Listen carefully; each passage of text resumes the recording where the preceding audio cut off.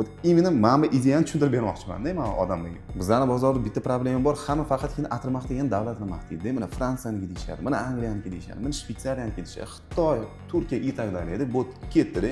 Lekin bu atirchilar ishonib sotib olishi uchun sabab emas-da. Bitta misol uchun Angliyaniki degandan keyin uni tagini ham keltirish kerak-da. Eng yaxshi taklif qiladigan atirchilarga kerak bo'ladigan bitta narsa bor. Bular bizdan premium sifat moylarni olgandan keyin aynan original parfumeriyaga sifat bo'yicha bemalol raqobat qilib ularga ro'para turish mumkin. Chunki ular tanigan mashhur brend, niche brendlar, xudo xolasa hammasi CPL Aromas degan kompaniyada ishlab chiqariladi-da. Shu kompaniya va uni parfumerlari tomonidan. Bizdagi premium sifatli moylarimizdan xuddi shu kompaniyada va xuddi shu parfumerlardan ishlab chiqariladi. Original kim ishlab chiqarib berayotgan bo'lsa, meni moyimni ham xuddi shu odam ishlab chiqarib beryapti, xuddi shu kompaniya.